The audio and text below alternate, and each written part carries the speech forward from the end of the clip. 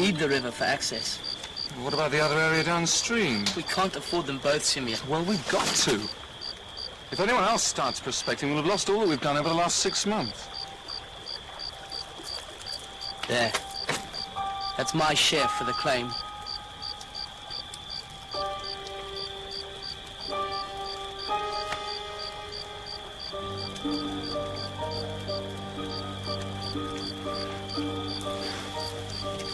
I'm off at first light. I should make Pretoria in 4 days. We'll be back in 10, eh? In 6 months, we'll be rich. Good night, Herod. Good night.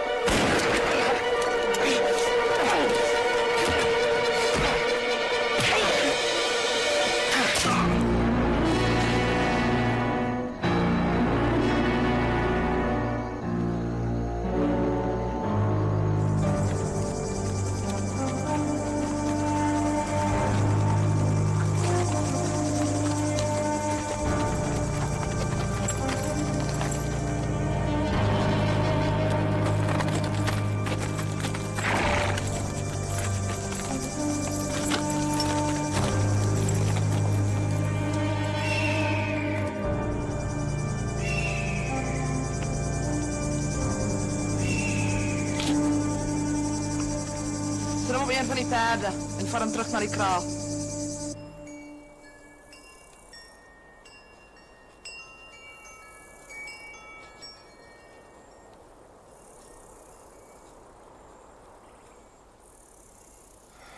Who the hell are you? Stella de Zeugder. And you? Lee. Sίμεον Λι. How long have I been here? This is your 3rd day.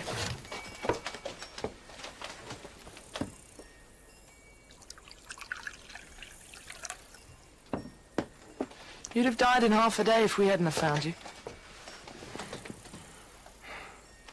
Let's go.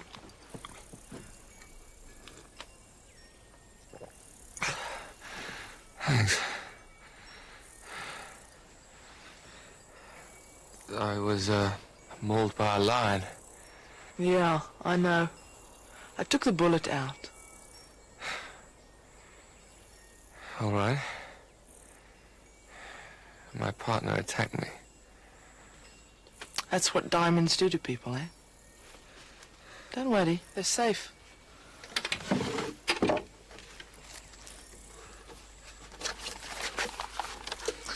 And your map, it's a bit bloodstained though.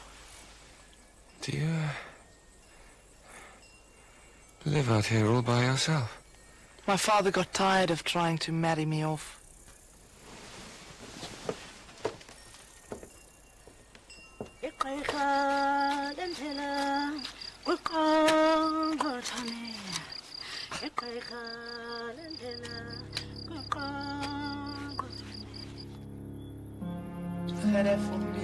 Gereformeerde. Gewiggy. Gewiggy. Verhalsiger. Verhalsiger. Goed. Goed. Goed. Goed.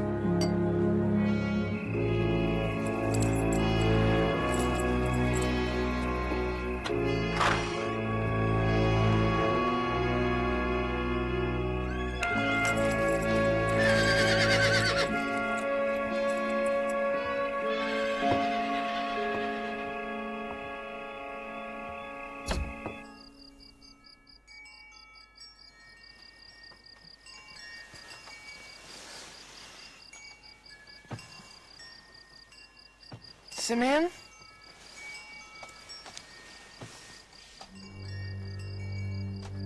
Simion?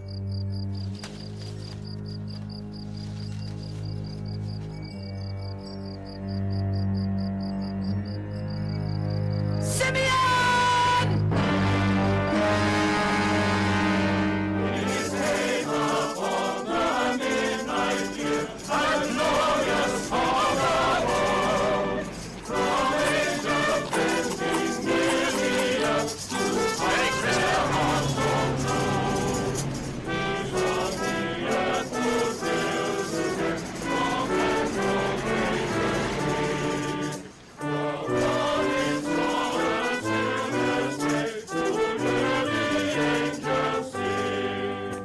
Happy Christmas. And to you, sir. Thank you very much. Well, that's the last decent meal I'll get till the new year, I expect. You are not looking forward to your Christmas, Chief Inspector? We're going to Mrs. Japp's family in Wales. If they start singing again... I shall think of you, Chief Inspector, as I sit down to my simple repast. For Poirot, it will be a quiet Christmas. With my radio, perhaps, a book, and a box of exquisite Belgian chocolates. Well, listen, Poirot. Think of me on Christmas morning, when you open this. Oh, thank you very much, Chief Inspector. Merry Christmas, Poirot. Merry Christmas to you.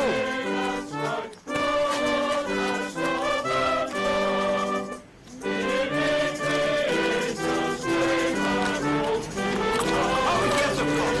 Here we are, my dear, and a very happy Christmas to you.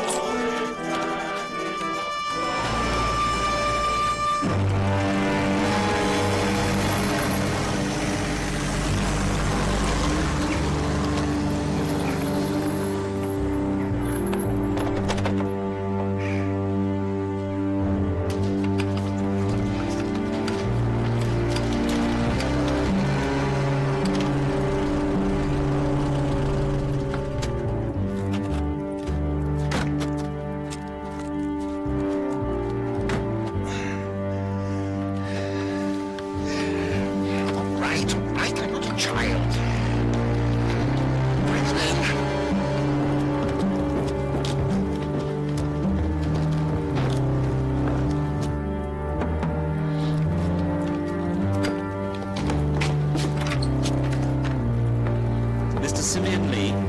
Yes. You got them.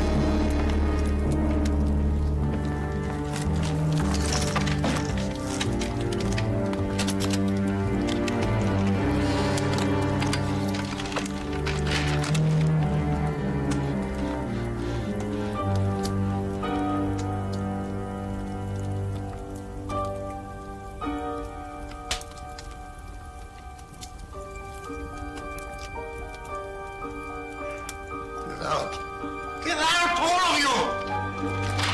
Get out.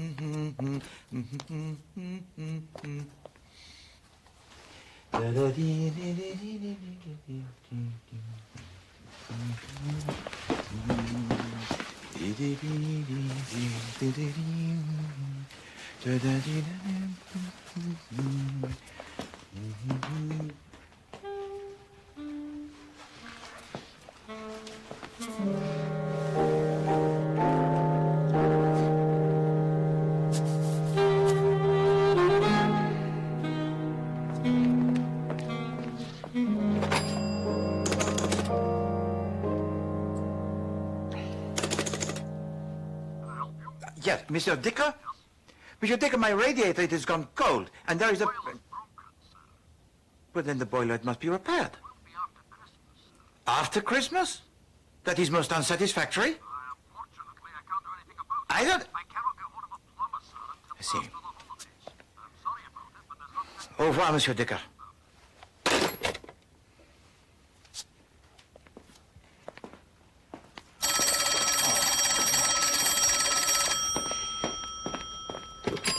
Yes. Hercule Poirot? Yes, it is I, Hercule Poirot, who speaks.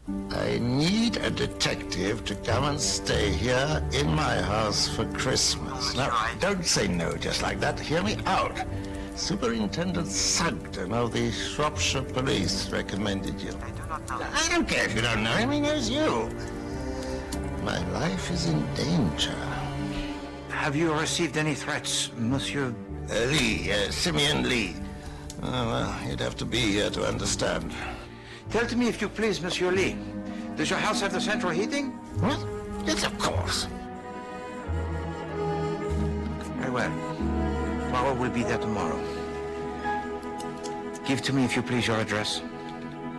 I saw 3 ships come sailing in on Christmas Day, on Christmas Day. I saw 3 ships come sailing in on Christmas Day.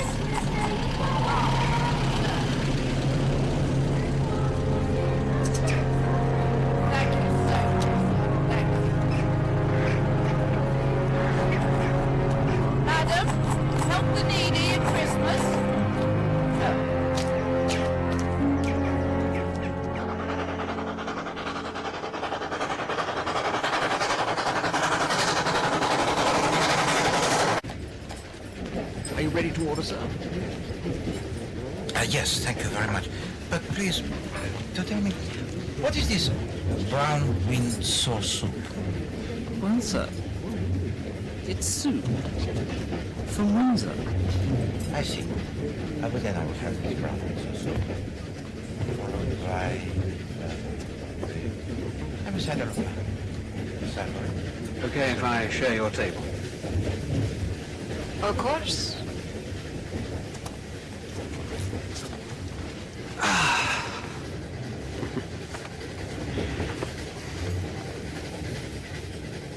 Well, I'll be glad to get out of London, I don't mind telling you. Oh, terrible place. But you are English, no? Been abroad for years. What about you? I'm Spanish. Did you see any of this Civil War business over in Spain? I saw a bomb drop, and it blew up a car. That didn't upset you? One is alive for a time in this world, yes, and then one is dead. And one's friends are sad, and one's enemies rejoice. Don't you believe in forgiving your enemies, Senorita? No, I do not. If I had an enemy, I would cut his throat like this. I wouldn't like to be your enemy, Senorita. But it does not look very delicious.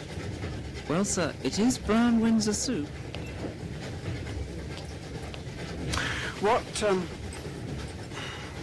brings you to England? I'm going to stay with my English relations. They are very rich, I think. They live in a big house called Gorston Hall. Good God. What is it? You must be Jennifer's girl. My mother's name was Jennifer. I'm Harry Lee. Jennifer was my sister. Does the family know you're coming? Oh, yes. Much more than they do with me.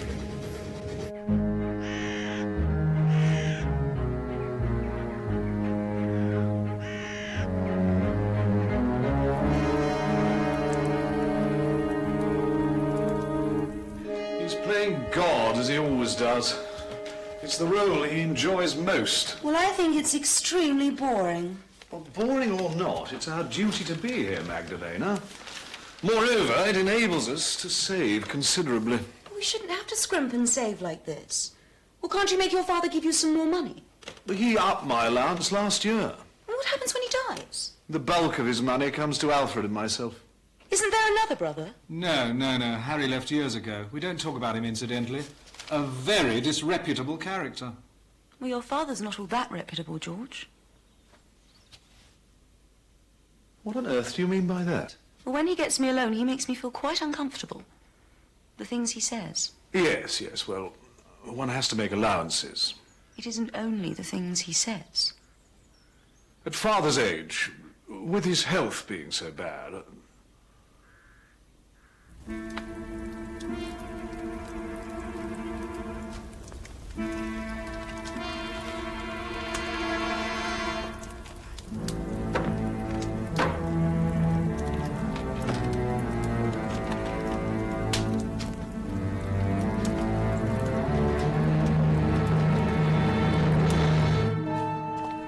Always give in to him, Alfred. He's a very old man, Lydia. Well, he'll get older and more tyrannical. Oh, why must we have George and Magdalena for Christmas? Father hasn't seen George for a long time. He's very good to us, you know, Lydia. Oh, Alfred. Magdalena's going to be frightfully bored anyway. Well, why George has to go and marry a girl 20 years younger than himself, I shall never know. He always was a fool. Well, I suppose she's been quite a help to him in his constituency. All right, what is it, Horbury? Beg pardon, sir. Is it convenient if I take the car? Mr. Liz asked me to go to the station and meet some more guests. Some more guests?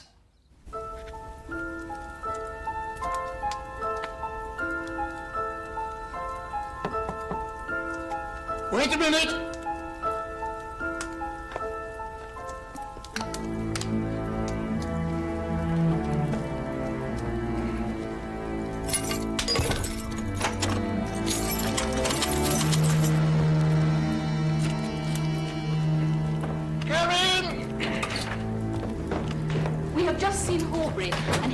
Ah, Lydia, my dear.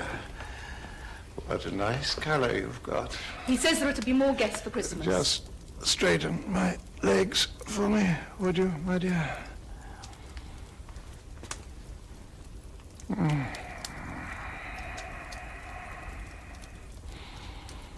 It's a terrible thing to get old, Lydia. Who are these people that are coming? Well, first of all, there's my old friend Hercule Poirot. Who's he? A friend.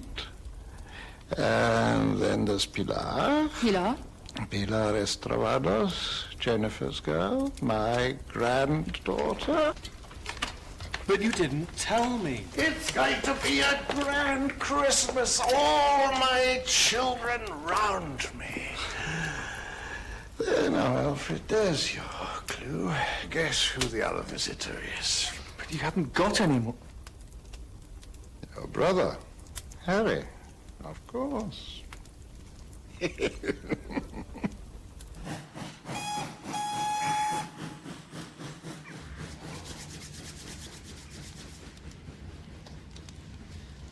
What do you think of the spats? And the patent leather shoes, eh? Just the thing for a weekend in the country. And those mustachios must have enough wax in them to keep Madame Tussauds going for a fortnight.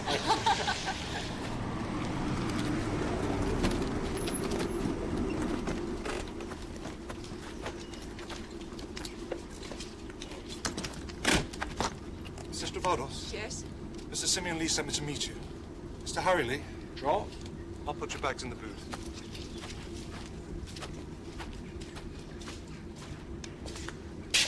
Mr. Poirot?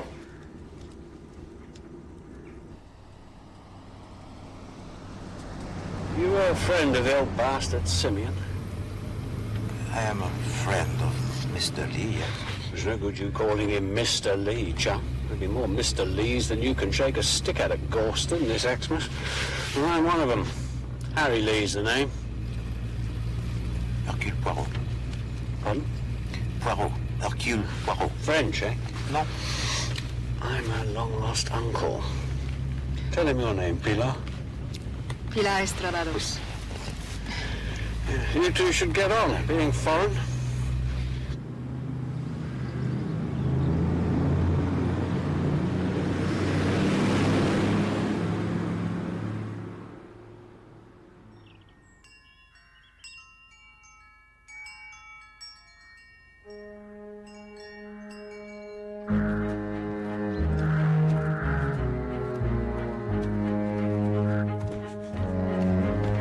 Alfred, the car's arrived.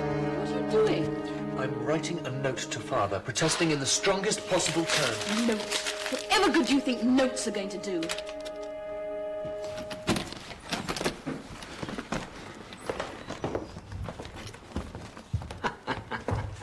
Bless my soul, if it ain't Tresillian. How are you, Tresillian? Mr. Harry. Still here, eh? Still the same ugly old dump.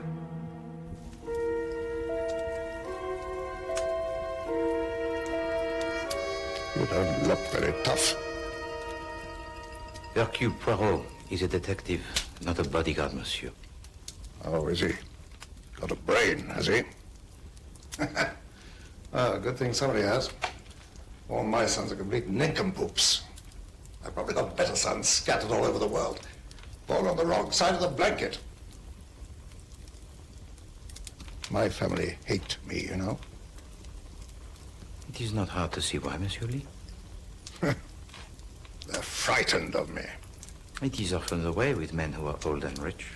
Well, anyway, I'm going to make an announcement this evening, and then they'll have good cause to hate me. What do you want? You wanted to see Miss Estravados, sir. She's outside. All right. One more minute. What is it that you wish me to do here, Monsieur Li? Keep your eyes open. Keep your ears open. Bien, what am I looking for? What am I listening for? You'll know when it happens.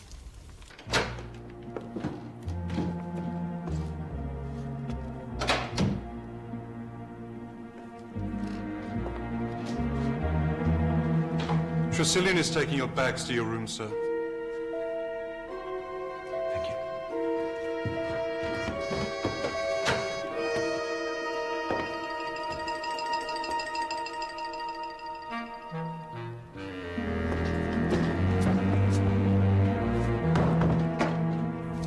I've been a very wicked man, Pilar. What do you think of that? The nuns say all men are wicked. Nuns. But I don't regret it. I've enjoyed every moment of it. I've cheated and I've stolen and I've lied. And the women... You shocked, Pilar? Why should I be shocked? Men always desire women. That is why wives are unhappy. Go to church and pray. You are the devil's brat. Well, you like me to sit here with you, grandfather? Yes, I do. It's a long time since I was close to anything as young and beautiful as you are. It warms my old bones. Ah, but you don't fool me. Don't think I don't know why you sit here listening to me droning on. Money. All right. I'll show you something.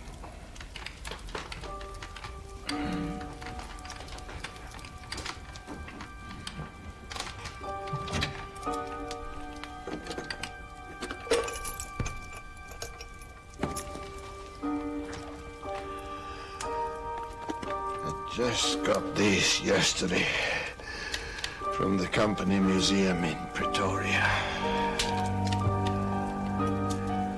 These are the first diamonds I ever took from my first mine.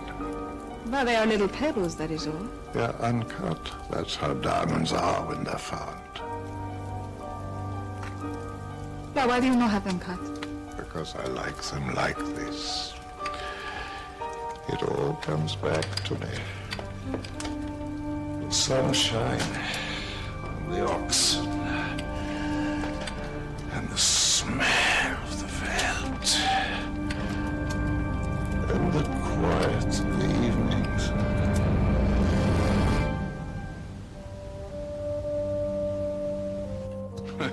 It is unfortunate that these so-called Republicans have forced him to take the action he has taken. But take it from me, Generalissimo Franco has right on his side.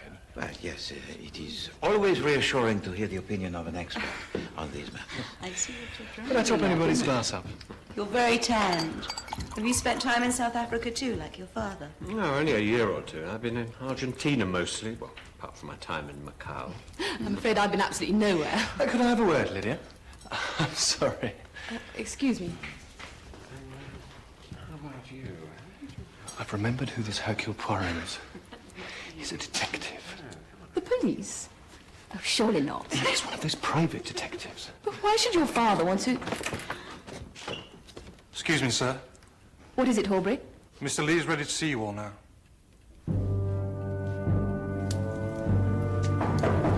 Come in. Hello, is that you, Charlton? Oh, yes, I'm sorry to trouble you at home, but it is rather urgent. I want you to make a new will for me. Yes. Sit down, I won't be long. Yes, well, you see, it's sometime since the other will was made, and things have changed. No, I don't want to spoil your Christmas. Come over on Boxing Day. Or the next day, yes. I shan't be dying just yet. Goodbye. You're all looking very glum. What's the matter? Hey, I don't know you anywhere. Even after all these years, your taste in clothes hasn't improved, I see. Good to see you, Dad. You're looking well.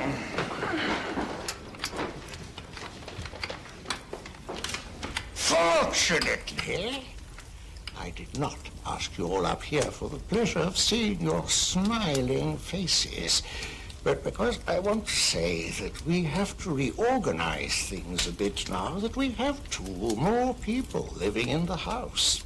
What do you mean? Pilar will make her home with us here, naturally, and Harry is home for good.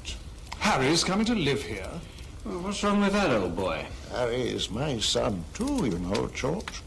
Of course, it is going to mean cutting back a little in other areas. Your allowance, for instance, George, will have to go. You can't do that, Father. You don't understand how heavy my expenses are already. Oh? Well, let your wife do her bit, then. She could make her own clothes. Even my wife could make her own clothes. And she was one of the most stupid women it's been my sorrow to meet. You've no right to talk about our mother like that. Right! Right! You've no rights, any of you.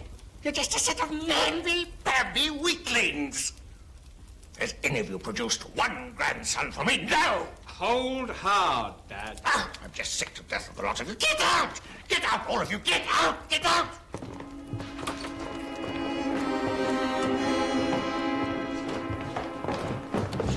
What's got into him? Go!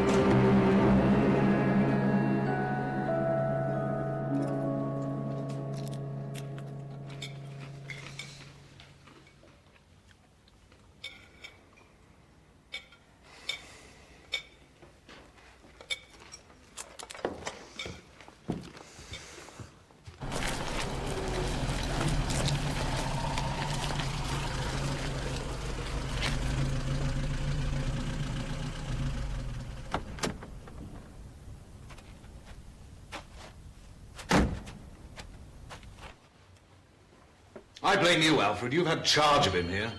What are you talking about? I think there's a case for getting a doctor in right away. A doctor?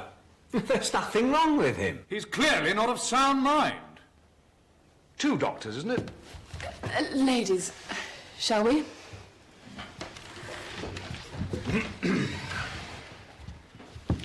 Shall I announce you, Superintendent? That's all right, Tressilian. Mr. Lee's expecting me. Come and have some coffee. The gentleman will be through in a minute. Over here? It's wonderful that you could come, Pilar. It's wonderful for me, too, to meet my uncles and aunts and this grand house. After 7 years. Yeah, but I've got these blokes chasing me for cash. I was having a word at a cocktail party with Buffy, and you know he has the ear of the PM, right?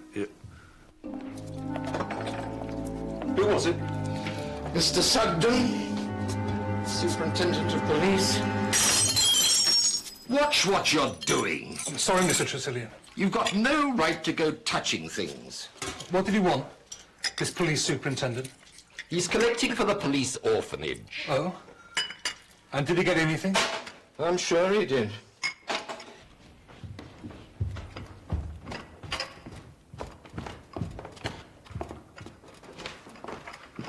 We'll be having more snow tonight, I shouldn't wonder. We'll be cut off again if we're not careful. Good night, ladies. Going to the pictures? I expect so.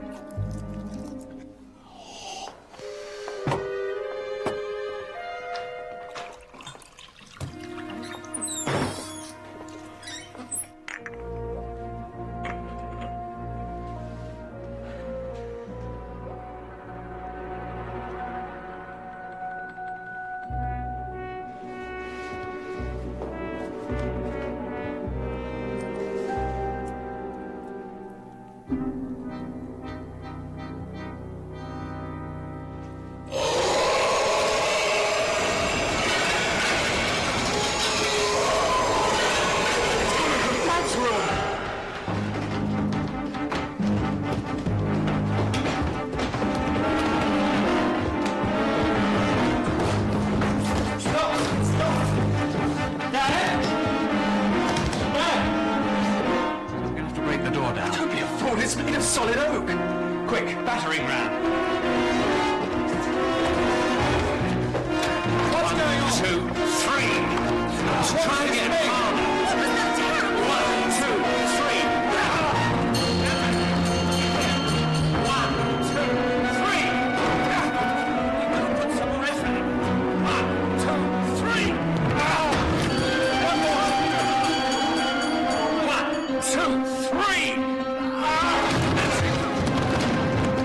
That? Is it nice, you know?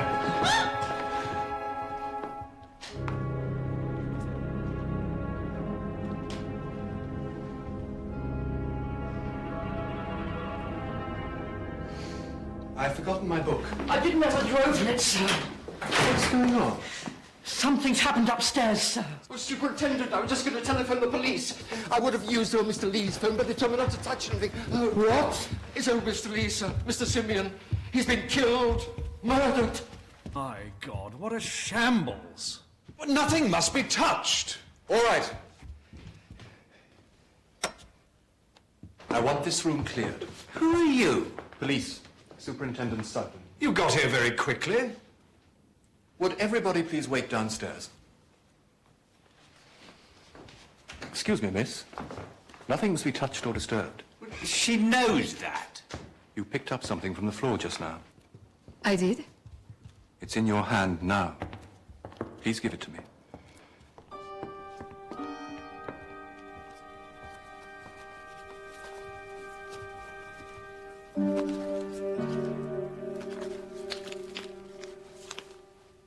Ah, you must be Mr. Poirot. Superintendent. Lucky we had a detective here on the spot. Perhaps. Stay in here, would you? Look. Don't touch it.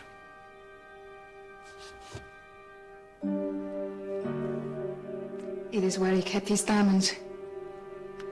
They have gone.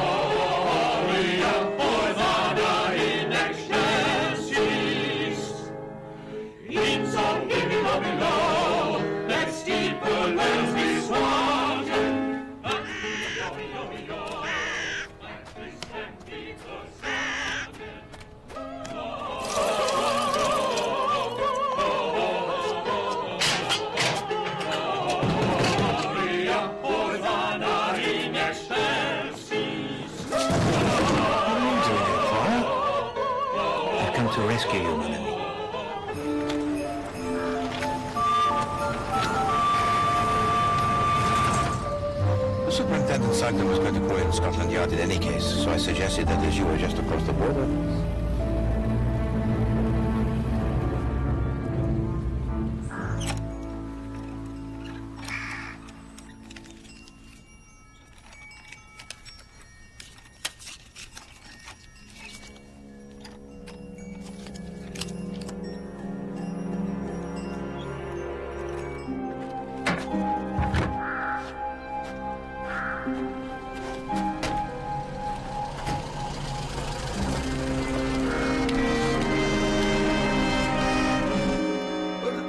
It must have been the work of a lunatic. That's your theory, is it? Isn't there some mental home in the vicinity? A homicidal maniac? How do you suppose this homicidal maniac gained admittance to the house, Mr. Lee? The only door that wasn't locked was the kitchen door, and the kitchen staff didn't see any homicidal maniacs. Well, Pardon?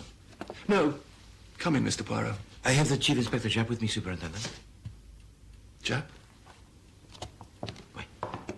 From Scotland Yard. This is a pleasure indeed, Chief Inspector. Thank you, sir. I expect you're used to this kind of thing, Chief Inspector, but murders are few and far between in this part of the country. I imagine so, sir. Well, I was just about to ask Mr. George Lee here the crucial question. Oh, yes? Which is, of course, Mr. Lee, where were you at the time of the murder? I was in here. On the telephone. Calling my agent in Westringham, as a matter of fact. So you were actually in this room when you heard the noises from upstairs? The crashing about and screaming. Yes. Mr. Poirot tells me these diamonds have gone from the safe, sir. Yes. I'm getting a few more men in from Shrewsbury to do a thorough search of the house and grounds.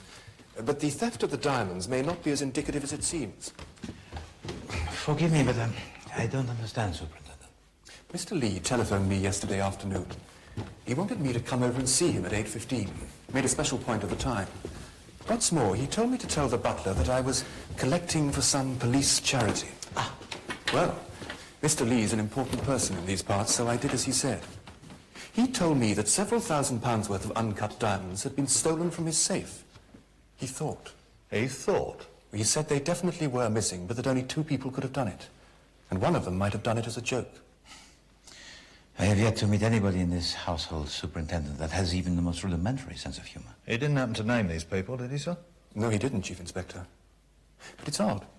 He wanted me to go away and come back again in about an hour.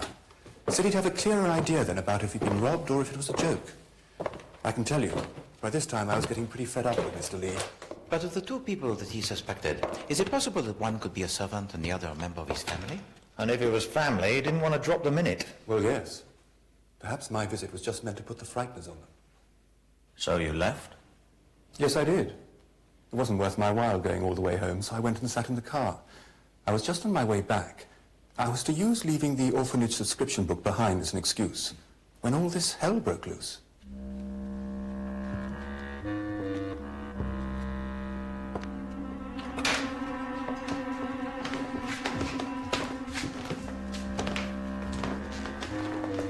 What's been going on in here? Sίμεον Λι was a man who was shrunken, old and frail, n'est-ce pas? And yet all this, it signifies, do you not think so, Chief Inspector? Looks more like a 5-star riot than a simple throat cutting. This door was locked, you say? Yes. Well? There are no prints on it, apart from the old man's.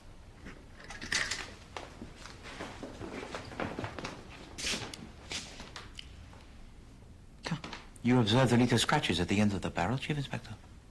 It's been turned from the outside, using long-nosed pliers. But why, mon ami? So that we would think that Sίμεον Λι locked the door himself and that it was suicide? So suicide most strange, n'est-ce pas? Who hurls around the room or the furniture and then screams before he commits the act? Suppose Mr. Lee put up more resistance than the murderer expected and made such a racket that he had to get out quick before he had time to put the room to rights. He couldn't have gone out through the window. All bolted shut. This one isn't. But it's locked in that position for ventilation. But is it not a possibility that Sίμεον Λι did in fact commit a suicide, but wanted it to look like murder? Why would he do that? Because Sίμεον Λι was a man most vengeful, Chief Inspector, and had not a great love for his family. Blimey.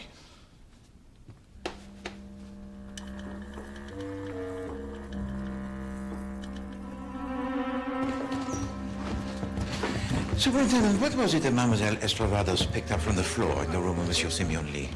Oh, last night. Wait. Here.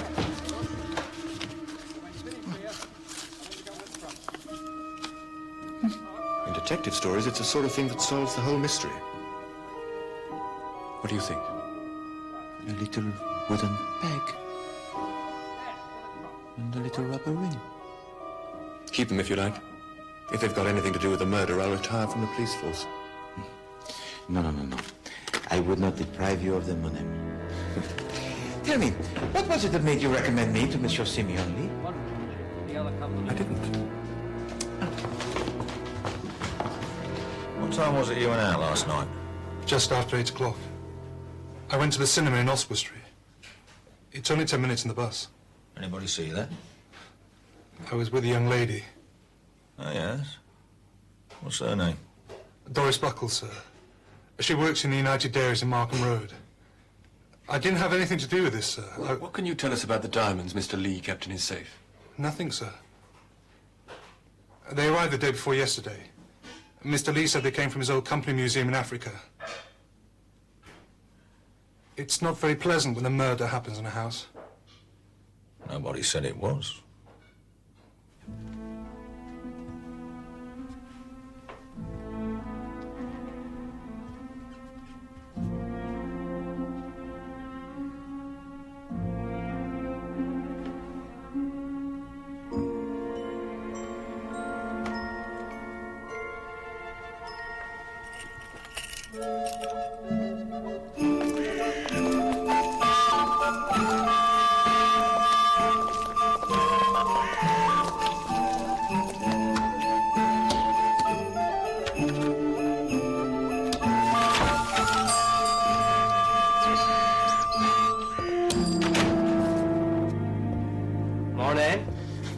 Good morning. Can I help you? No, thank you. I'm just looking.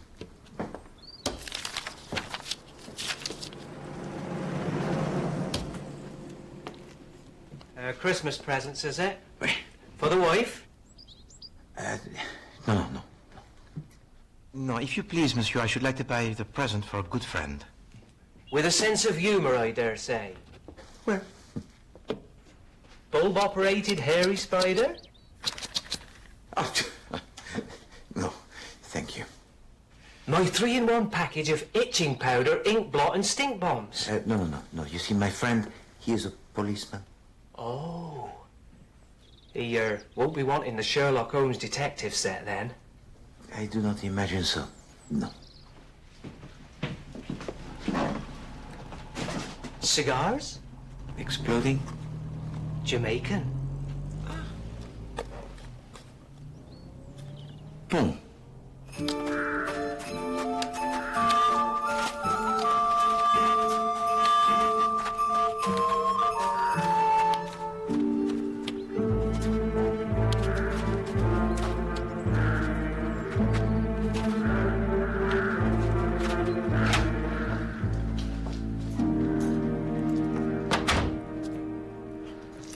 Bonjour, Madame Li. Bonjour, Monsieur. Good morning, Mr. Poirot. Pardon, Madame, but I do not understand that which you do. Oh, it's just a hobby of mine, miniature gardens. This one's a desert oasis, and this will be an Italian vineyard when it's finished. And this is a Japanese garden. Do you see all the stones? C'est charmant. Mr. Poirot, why did my father-in-law ask you to Galston?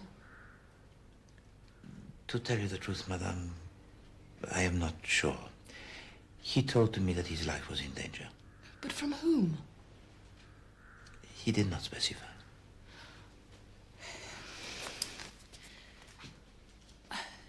There is somebody I don't trust. Aubrey's only been with us a year and... Tell me, Madame, at the time of the murder, your husband, he was in the dining room with Monsieur Harry? Where were you? I was in the drawing room having coffee. So you were alone? No, the Spanish girl was there. No, she wasn't. She went out a couple of minutes before. First Magdalena went, and then Pilar went. So you were quite alone? Yes, I suppose I was. And tell me, who was the first to arrive at the door of your father-in-law? I was. It's locked! And you saw there no other person? No other person who came out of the room? Of course not.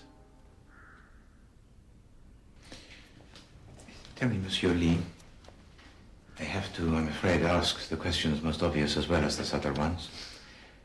Did you know the combination of the safe belonging to your father? No, nobody did. But it would have been easy enough to discover. You must find out who did this awful thing, Mr. Poirot. You must find out.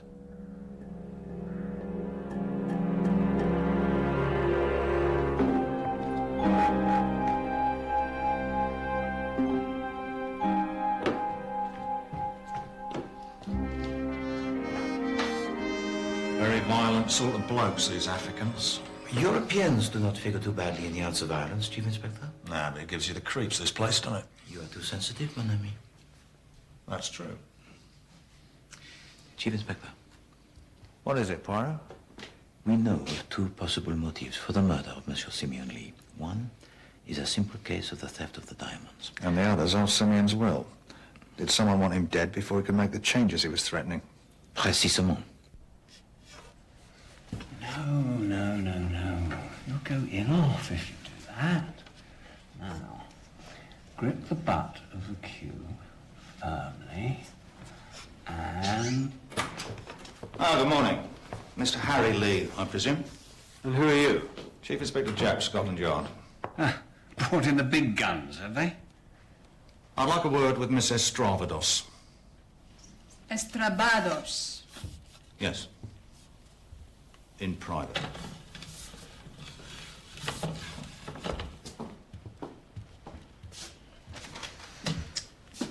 Don't let them bully you, kid. Now then, Miss Bados. Estravados, quite. You understand English all right, do you? My mother was English. I am really a very English person. Is your passport English? It is Spanish. We'd better have a look at that if you don't mind. It's in my luggage, I think. So your grandfather sent for you to come from Spain, and you arrived here yesterday, is that right? Yes. Tell me, mademoiselle, when... Sorry, I was looking for Sergeant Coombs. Please, don't let me interrupt.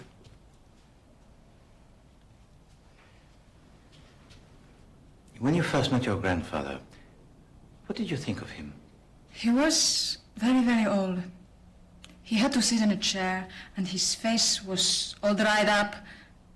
But I like him all the same. I think that when he was a young man, he must have been very handsome. Like you. There you are, sir.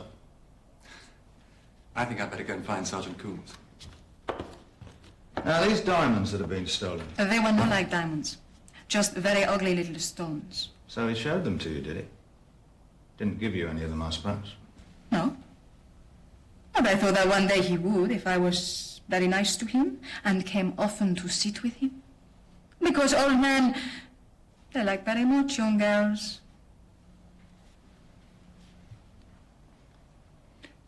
Tell me, mademoiselle, who do you think stole them? Robbery. Why do you say that? He has the face of a thief. His eyes go so, from side to side, and he listens at doors. Where were you when the crime was committed, Miss Estravados? I went up to my room. I remember the butler had just brought in the coffee. But I wanted a clean handkerchief, so I went upstairs. I was sitting at my dressing table, repairing my makeup. And then far away I heard a scream and everybody running. And so I went too. I see. So you were all by yourself, up in your bedroom, when Sίμεον Λι died? Yes. Yes, I was.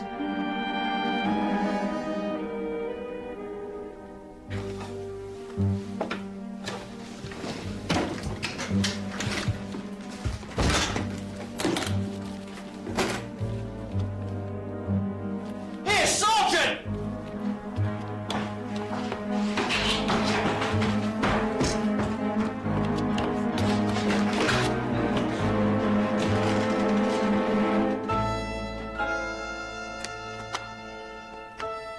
Empty.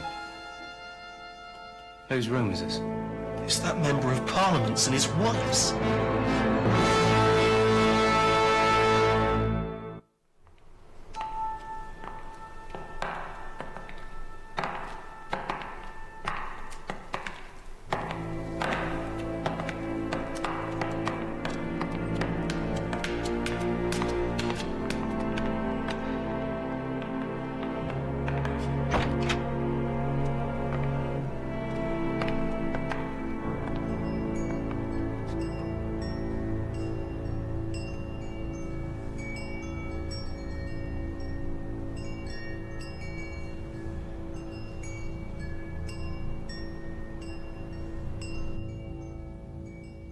You know what I think, Poirot? No, Chief Inspector. What is it that you think? I think this murder was done by a woman. That's what I think. And why is it that you think that? Right. Yes. Sίμεον Λι was a frail old man, yes? Monsieur Sίμεον Lì was a man of the frailness extreme. Oui. Then how do you account for the furniture in his room being knocked about all over the shop like it was? I mean, he couldn't have put up much of a struggle against a man, could he? But against a woman... Chief Inspector, you have been thinking again. I have warned you of this before. Oh, well. But you know, seriously, Chief Inspector, all of the family, the women included, they will have alibis for the time of the murder. Well, the lovely Magdalena Lee's is pretty flimsy. And it was her luggage we found the diamond case in. If I'd stolen the diamonds, do you really think I'd be stupid enough to leave the box in my own luggage? Would you tell us where you were at the time of the murder, Mrs. Lì? In the drawing room? In the drawing room with Mrs. Lydia Lee? No, I'd come in here to telephone. Was anybody in the room with you? No. It was a private call. I was alone. How long were you in here, Madame Lì? What's it got to do with you? Just answer the question. How should I know? 15 minutes? 20? You know how long it takes to put a call through in the evening. It was a trunk call, then? Well, of course it was. You don't honestly think I'd know anybody in this godforsaken dump, do you? Well, one of them's lying. The lovely Magdalena can't have been in there alone making a phone call the same time as her husband was in there alone making a phone call. Exactement.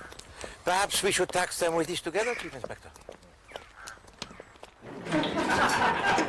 Here's another thing I've been thinking, Poirot. Boy! On the desk in my room, you'll find my spectacles. Your room, madam? There's something not quite English about this murder. Comment? This throat slitting. Not quite our style.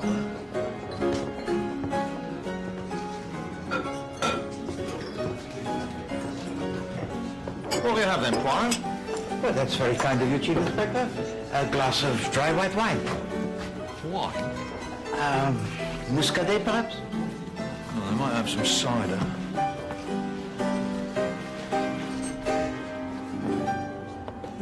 Hello, Hercule. How are you doing? Let me buy you a drink. No, merci. The Chief Inspector Japp is already buying me one. So, it was the glamorous Magdalena had the diamonds all the time, I hear. The leather box, but not the diamonds. Ah, Mr. Lee, I've been looking for you. Well, you only had to look in the nearest pub. But tell me, though, what do you think of the opening times in this country? Sit down for a minute. Good health.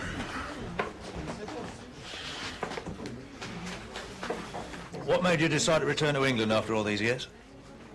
Thought the fatted calf would make a welcome change. Now, my father wrote to me a year or so ago, suggesting that I came home, so I came. And Monsieur Alfred, how did he feel about your return? Alfred's always been jealous of me. You see, he was the good, stay-at-home, stick-in-the-mud son. Tell me, Monsieur Lee, what do you think was the purpose of the confrontation that your father had with his family before dinner last evening? He wanted to see the fur fly. He was watching us like a cat, see how we reacted. What changes in his will was he thinking about, do you know? I imagine, shall I say, I hoped the change would be to the benefit of your humble servant. Pilar, too, wouldn't be surprised. You got any theories about this murder, Mr. Lee? I don't understand it at all. I mean, that door was locked. It took some doing to break it open. There was no one in the room but Dad. Nobody could have gone out through the window. The door was locked from the outside? No, key was on the inside. You noticed that, Monsieur Lee? I do notice things. It's a habit of mine.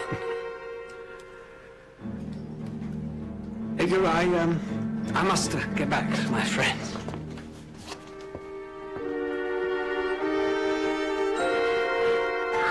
I've been feeling very queer. Very queer indeed. It is indeed a business mustard. Oh dear, it gave me quite a turn, it did. When I went into the hall and there was this strange man standing there. And Mr. Harry's voice said, "Still here, Tressilian? Alive? the same as ever. Must have been a feeling most strange. It seems sometimes, sir, as if the past isn't the past at all. It seems to be the bell rings and I go to let someone in. Doesn't matter if it's Mr. Harry or Mr. George. Superintendent Sugden even. And I'm saying to myself that I've done all this before. Are these most interesting, Tresillian? Yes, well, I'd just like to check some times with you, Mr. Tresillian. When the noise started upstairs, Mr. George Lee was telephoning. Can you confirm that? Oh, somebody telephoned, sir. It's the bell rings in my pantry here. If anybody lifts the receiver to dial an under, there's a faint noise on the bell here. And about this fellow Horbury, the valet. He was definitely out of the house by 8:15. It was a bit before that, I'd say, sir. It was just after the superintendent arrived. I remember particularly because he broke a coffee cup. Horbury broke a coffee cup? How was that? He was just lifting it up, admiring it like, and I happened to mention that Superintendent Sugden had arrived, and he just dropped it. Did he indeed?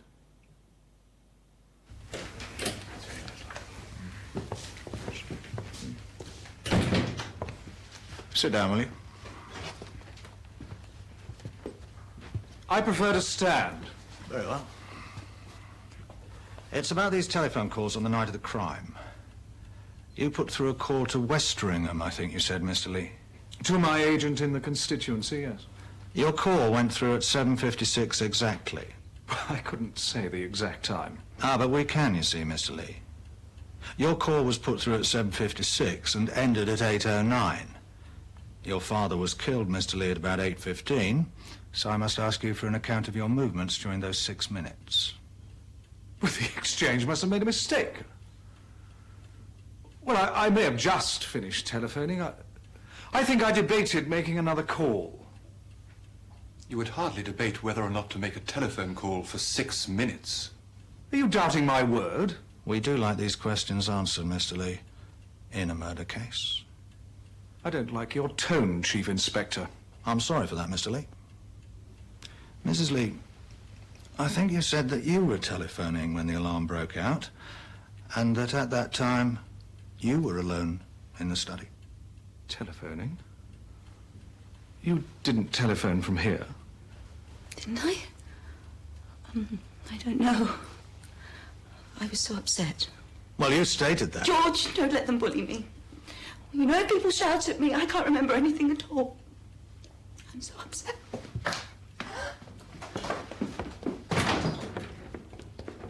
I won't have my wife treated like this. It's disgraceful. She's a very sensitive woman. I warn you, I shall have a question asked in the house about the bullying methods of the police.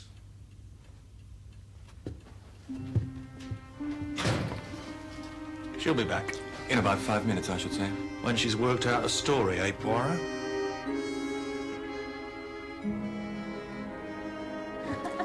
You know, Chief Inspector, this case, it certainly gives one to think, n'est-ce pas? It gives one to think, all right, Poirot. Stop it!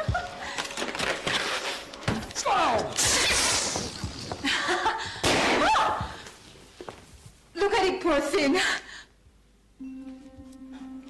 It's what I picked up in Grandfather's room. He must have had a balloon too, only his was a pink one.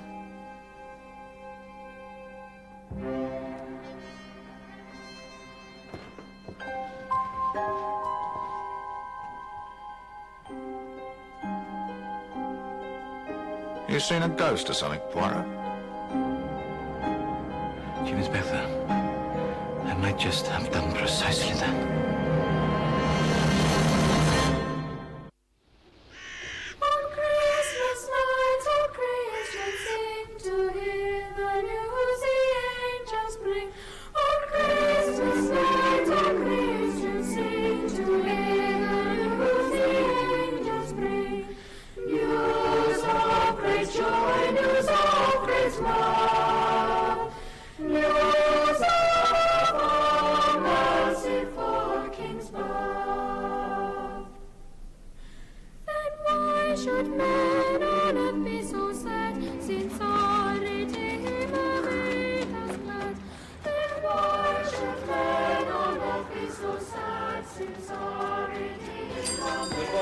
Goodbye and Merry Christmas.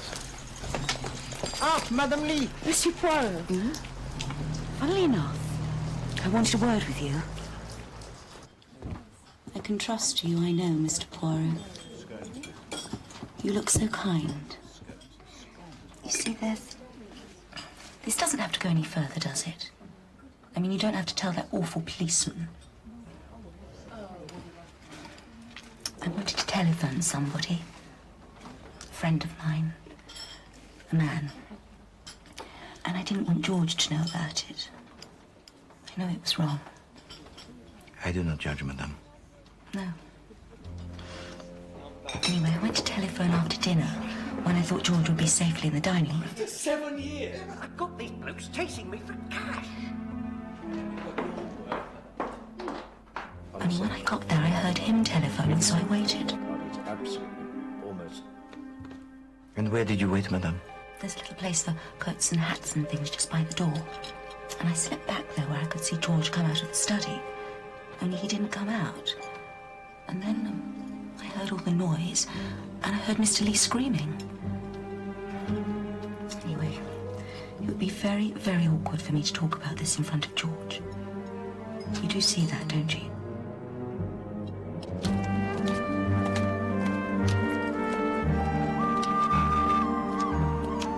Here, Poirot. Listen to this. Good afternoon, Sergeant. Sir? Tell Mr. Poirot what you just told me. Well, sir, the superintendent asked me to make a few inquiries, like about any reason that Horbury might have for being a bit careful about the police. Did you find any reason, Sergeant? That he did. Extorting money under threat in Bedfordshire. Modified blackmail.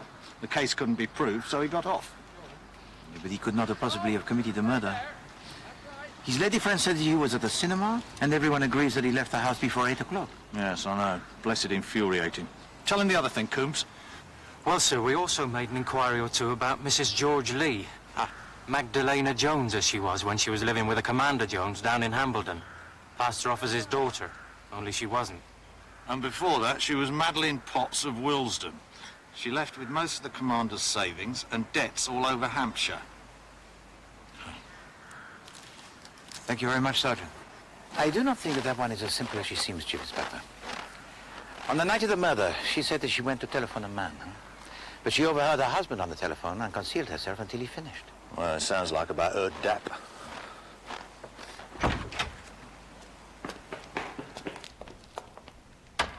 What are these blooming things, Poirot? Now these are the miniature gardens of Madame Alfred Lee. Well, what's the point of having a miniature garden? I mean, you can't do anything with it, can you? You can't take a deck chair out and sit in it. They are art, Chief Inspector. See here. This one is the Vineyard Italien, and this one is the Garden Japanese. Well, it's just stones, isn't it? I mean, I know the Japanese are peculiar, but... What are you looking at? What is it?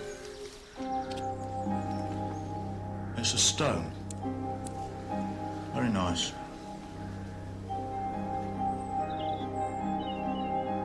Nicer than you think, Chief Inspector.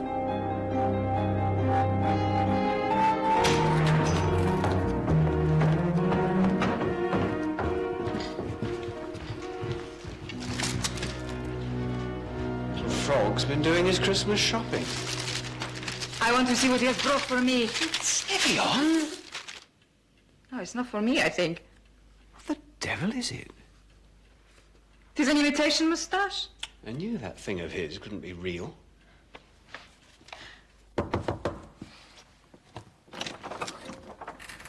What is it? We'd like a word, Mrs. Lee, if that's convenient. Yes. All right, I'll come out. I'm sorry, Alfred's resting. He had very little sleep last night. Would you come through here? This is his mother's old room. It hasn't been touched since she died. Tell me, madame, your husband, he was very attached to his mother. He adored her. We were wondering if you could explain these.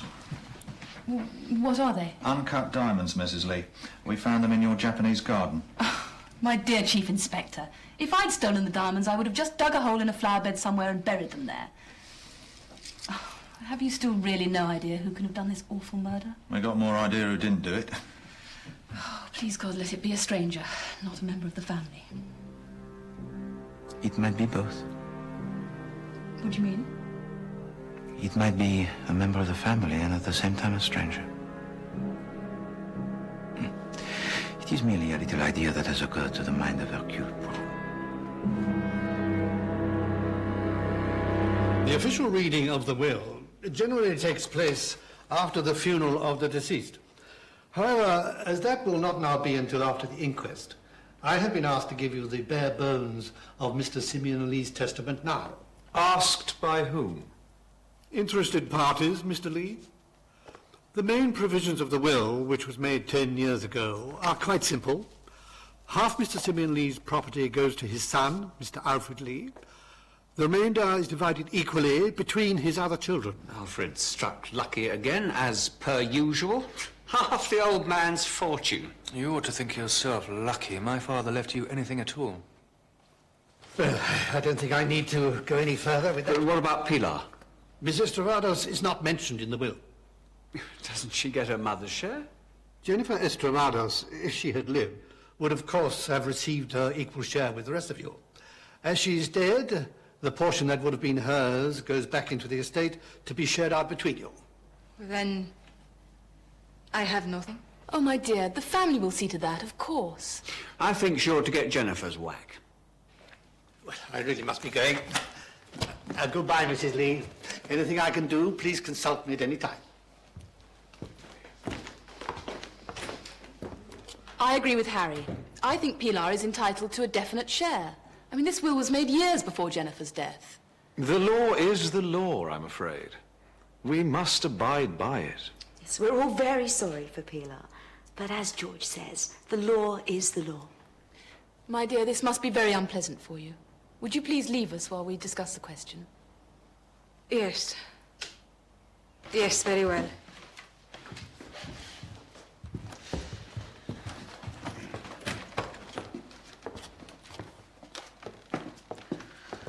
Well, gentlemen, you've heard what you came for. This is family business now.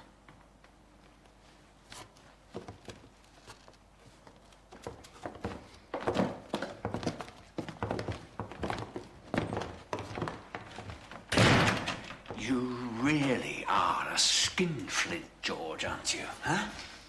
At least I'm not a sponger. You have battened on Dad these last 30 years. As an elected member of His Majesty's Parliament... Can we please discuss this sanely and quietly? Yes. Jennifer only died last year. I am sure that when Sίμεον sent for Mr. Charlton, he intended to make provision for Pilar in a new will. I think we should carry out what we can assume were his wishes. I agree. Certainly not. The whole thing's preposterous. Considering George is the only person in this family who has done anything in the world, I think it's shameful his father left him so little. Well, that's clear enough. Of the family, Alfred and I are in favour of the motion. George is against. The ayes have it. There isn't any question of ayes or noes. My share of my father's estate is mine, absolutely. I shall not part with one penny of it.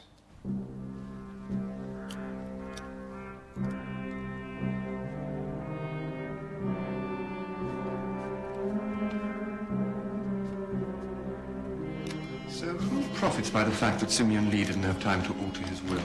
All of them except the Spanish girl. So we can cross her off the list then? Yes. Well, maybe.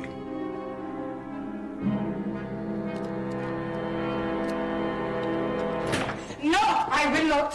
It's all right, Pilar. Your blood right. You speak like that. That is why I cannot do it. But it's not a matter of charity. It's justice. You have all spoiled everything. I am going away. Now, at once. You will not be troubled by me no more. Now, the matter of your passport, Miss... Go to hell! What's going on? It's a family matter. I'm sorry. Alfred and I had agreed to settle a third of our share of the estate on her. She refused to take it.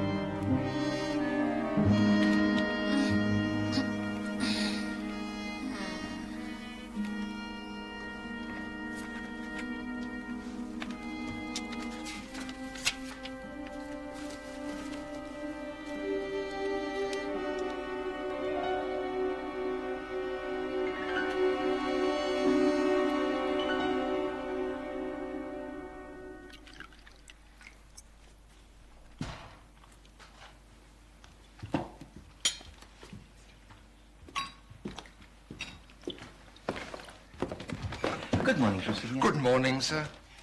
Merry Christmas. Oh, thank you, sir. Hercule, have you heard how the girl is this morning? Merry Christmas to you, Monsieur Harry. Yes, Mademoiselle Estravada, she sleeps peacefully. She has, I think, the clavicle that is broken. Yes, I heard all that from the doc last night, but, I mean, who would want to do such a thing? Excuse me.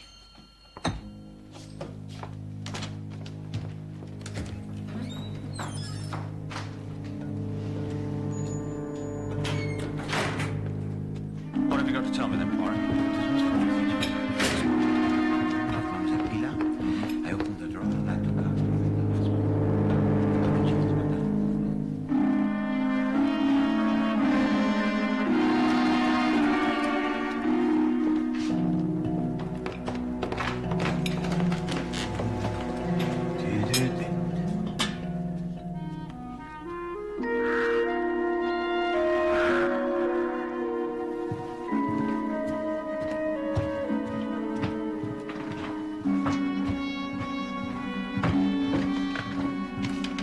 What's the meaning of all this? Merry Christmas, Maggie. Good morning. Please to come in.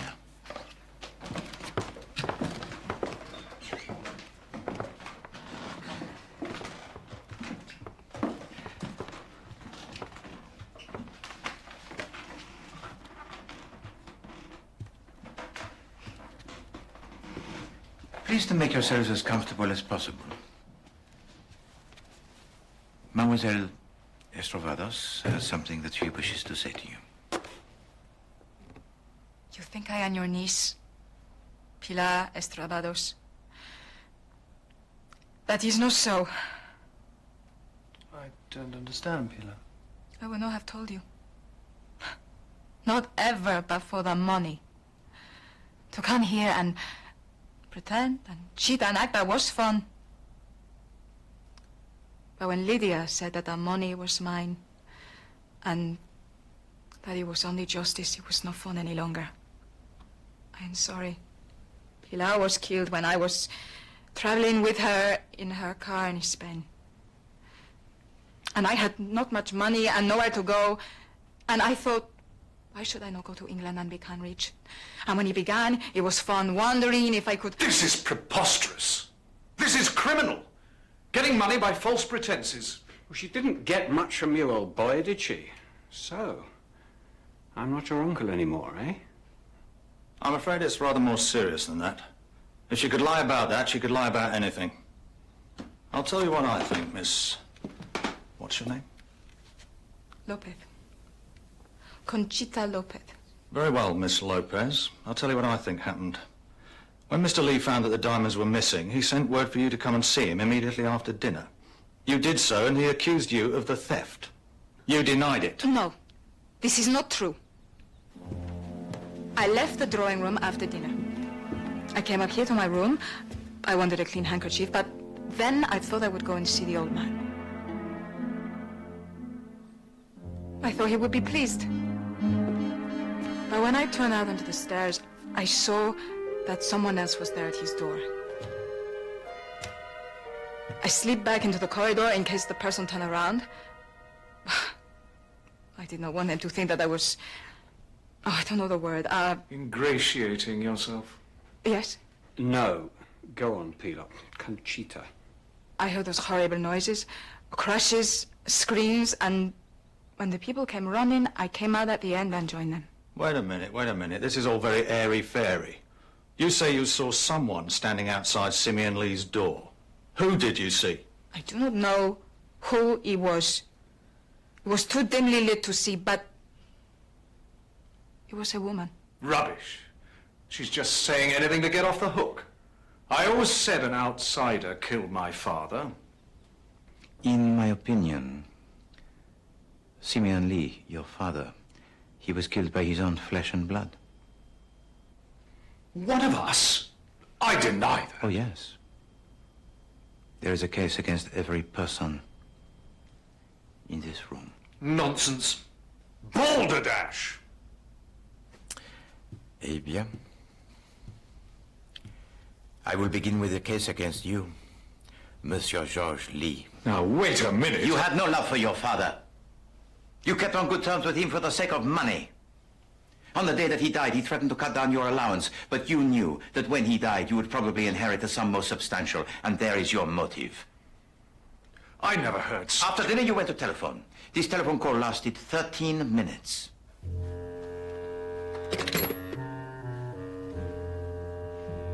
You could then have easily visited the room of your father and killed him. Afterwards, you left the room, turned the key from the outside in the hope that the whole affair would look like that of a burglar. But you omitted in your panic to make sure that the window it was left open to support this burglar theory. And that was stupid. But you will pardon me for saying so, rather a stupid man. But you know, many of the stupid men have become criminals. How dare you speak to my husband like that? Ah, yes. Then there is, of course, Madame Li. She also had a motive. She is, I think, in debt. And the tone of the remarks made by Sίμεον Λι would have caused her some uneasiness. Roger, you know this, She also has no alibi. She said she went to the telephone. But did she in fact make a call? And in any case, we only have her word for what she did. I suppose it's our turn now. Now, how do you suggest that dear Alfred killed his beloved father when we were both together in the dining room at the time? Eh bien, that is very simple, monsieur. You and your brother are on the terms very bad, n'est-ce pas? No, that is well known. But let us suppose that these bad terms are all part of a clever plot. Let us suppose that you and he have got together some time before. And then comes the night of the murder, which together you had planned so cleverly. One of you remains in the dining room, talking out loud and quarreling to make it appear as though there were two people in the room. While the other brother, he goes upstairs and commits the crime. I mean, I don't think you understand. You devil! But what if it was not a woman that Mademoiselle Lopez saw outside the room of Sίμεον Λι? What if Mademoiselle Lopez is again lying, but this time to support a man of whom she has grown rather fond? Now look! No, you're wrong. It was me that Pilar saw. You, Lydia? Can't believe I've been such a coward. To keep silent just because I was afraid. I think you'd better tell us now, Mrs. Li.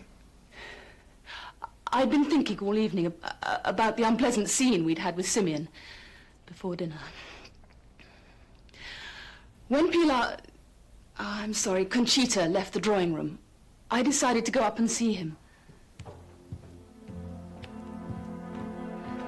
I was going to be firm with him. I was going to tell him that Alfred and I were leaving. Lydia? Yes, I was. I'd had enough humiliation, Alfred. I knocked on Sίμεon's door. There was no answer. I knocked again. Still no answer. I tried the door handle, and the door was locked.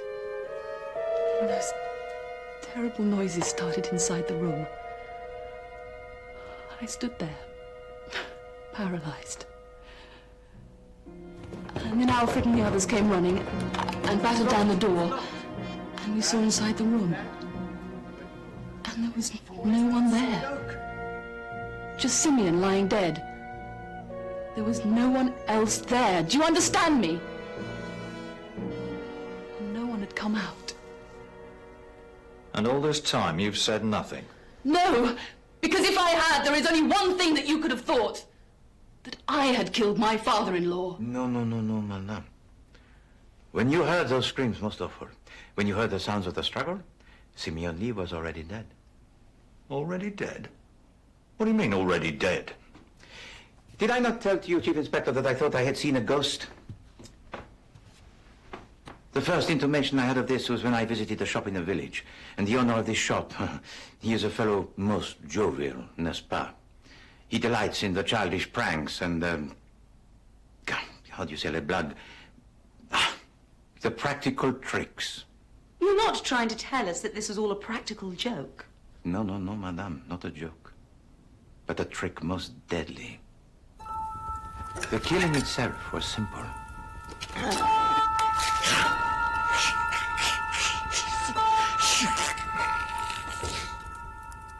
Our murderer sets the scene.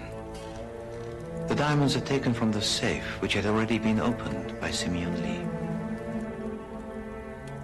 As much furniture as possible is piled in the center of the room like a tower.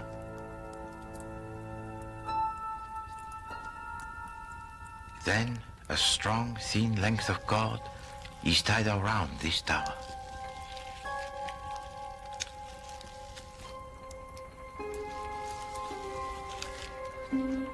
The two ends of the cord are then passed through the narrow gap in the window and allowed to drop to the ground below. The door, it is locked from the outside.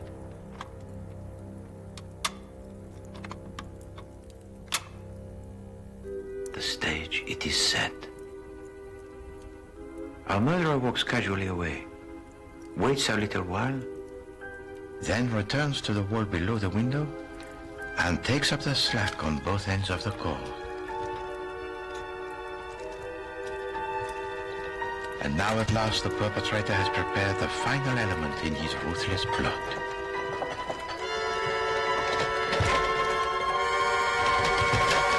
The scream! The terrible scream! Ah, yes, of course. The dying screams of Sίμεον Λι, the cry of a man in mortal agony, a soul in hell. Monsieur Harry Lee came closest to it when he described that sound as that of a killing of a pig. And it was here that my friend in the village shop unwittingly played his part. Morning. In that establishment most eccentric, the owner sells long pink bladders which have painted on them faces. These are called dying pigs. They are blown up like a balloon, and the little wooden peg is placed in one end to prevent the escape of air. Our murderer had placed in the room one of these balloons and had attached the cord to the little wooden peg.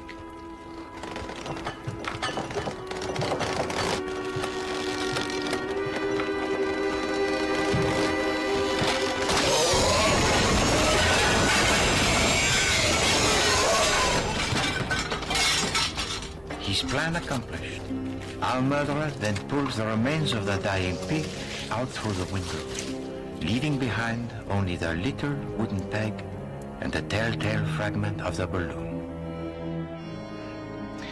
But you know, the most valuable clue in this case was uttered quite unknowingly by the butler Tressilian. He said that he felt strange. He said that he felt that things were happening that had happened before. And it was one very simple occurrence that gave to him this feeling most strange.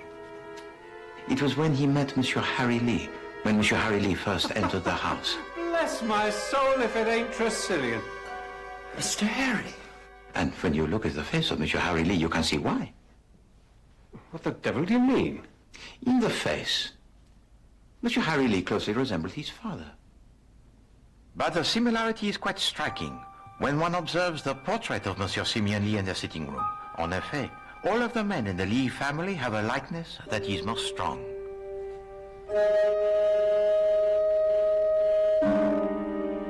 All right, Poirot. All very clever, no doubt. But who is this murderer we keep hearing about?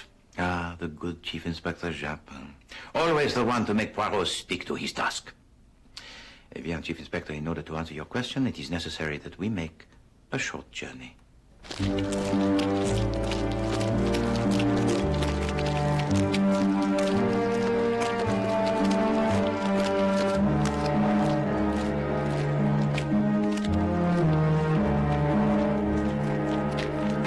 Suivez-moi.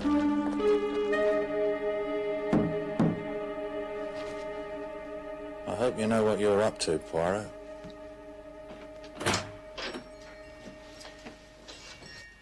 Bonjour, Madame the Director. We would like to see your son, if you please. Oh, God.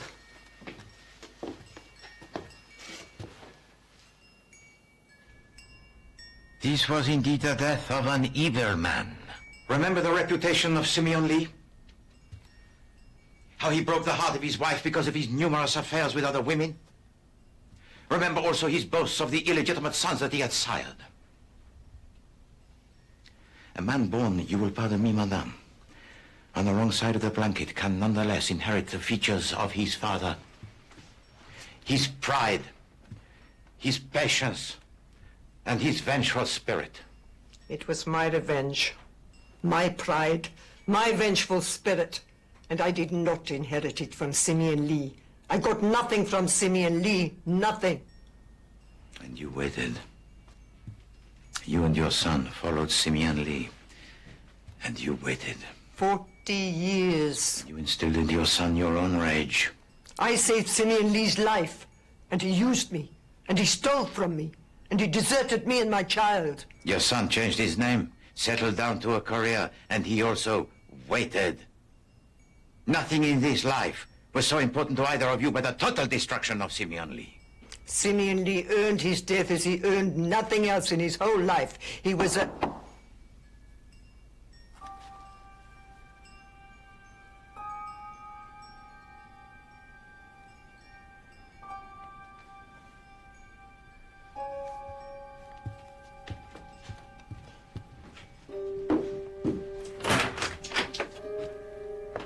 Come in, Superintendent.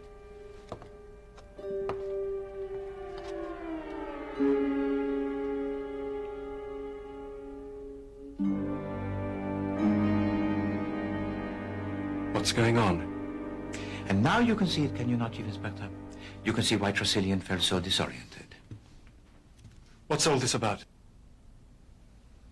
The extent of his disorientation did not fully dawn upon me until I purchased from the village shop the false moustache and attached it to the portrait of Sίμεον Λι in the sitting room.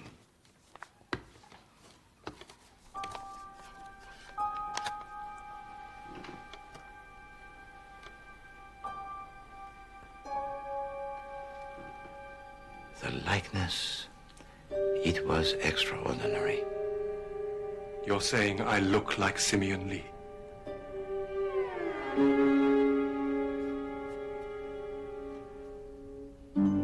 You are like Sίμεον Λι in almost every respect.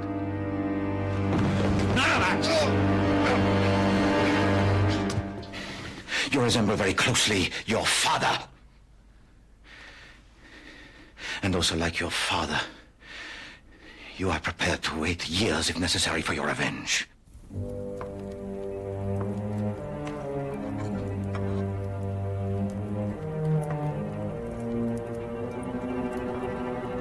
And your revenge is indeed terrible.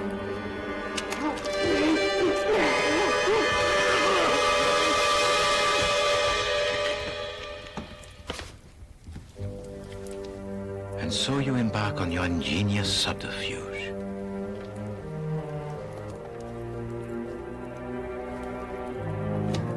Weaving the intricate web of deception that will make the murder which you have committed appear to have been perpetrated by an innocent member of the household, while you yourself were absent.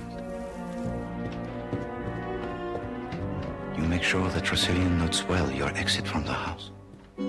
We'll be having more snow tonight, I shouldn't wonder. Good night. Good night, sir.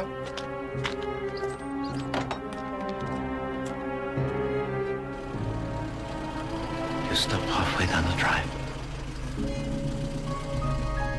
Wait long enough to distance yourself from the crime in the minds of the family. And then return to the house.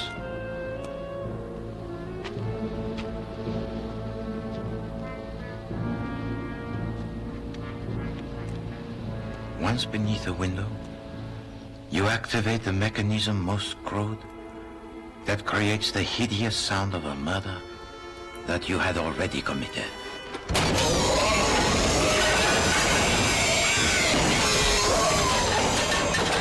And then to further your alibi, you find an excuse to actually come back into the house. I've forgotten my book. I want this room cleared. In this way, you are fortuitously present to investigate your own crime. These are mere ravings. Unsubstantiated ravings. No, Superintendent.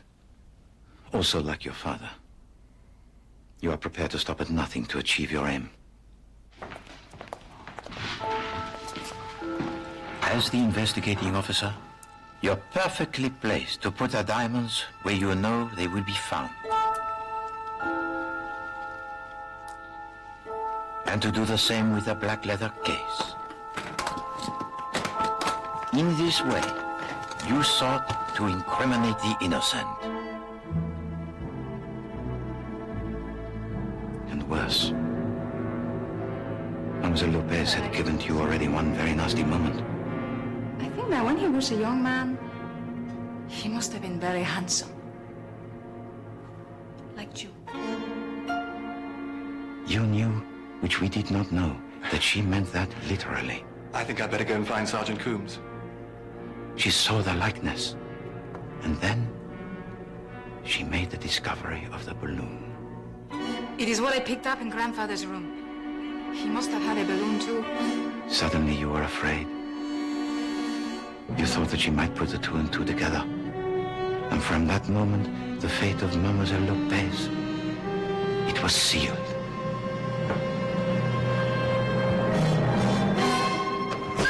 It was indeed fortunate for her that at your first clumsy blows, she screamed, and you were forced to leave the task unfinished. Madre de Dios. Harold Sugden, I am arresting you on a charge of the willful murder of your father, Sίμεον Λι. May his soul rot in hell.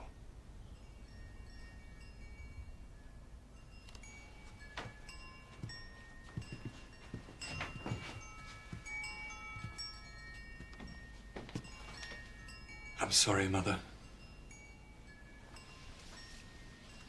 We did well, Harold.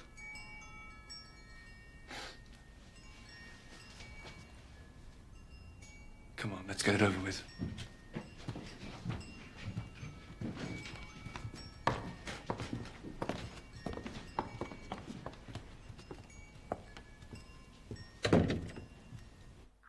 Angels from the realms of glory, wing your flight over the earth. Ye who sang creation's story, now proclaim Messiah's birth.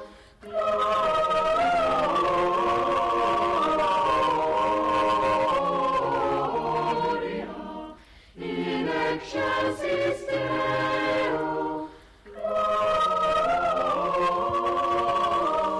Who were you going to telephone then? My dressmaker. At 8 o'clock on the night before Christmas Eve?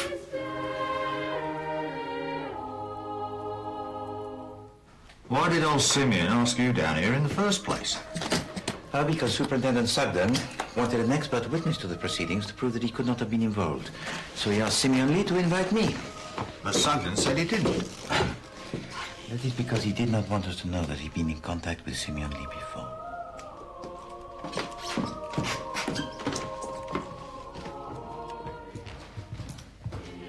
Mr. Poirot, Chief Inspector Japp, must you go so soon? It is with regret, madame, but we have to catch the train. Monsieur Lì. Mr. Poirot, I wanted to thank you so very much. No, pas du tout, madame. It is a sad thing, though, to meet like this and at Christmas. Au revoir, madame.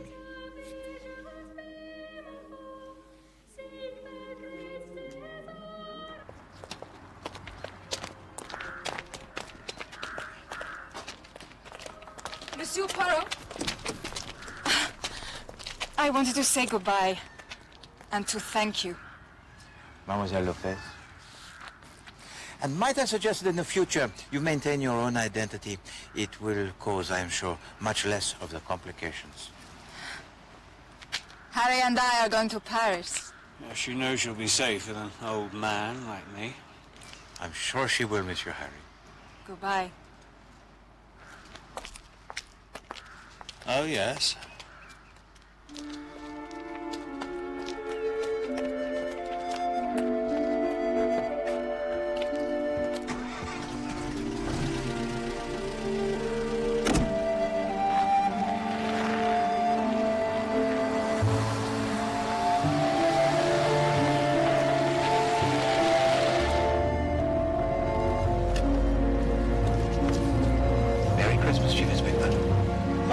Poirot, you shouldn't have. I have not yet thanked you for my present. Well, I hope you like them. Oh, I do very, very much indeed. Such wonderful colours and such workmanship. Emily's been knitting away at those blessed gloves for months. Well, you must tell to her how much I thank her, and how much her skill it is appreciated. I will, I will.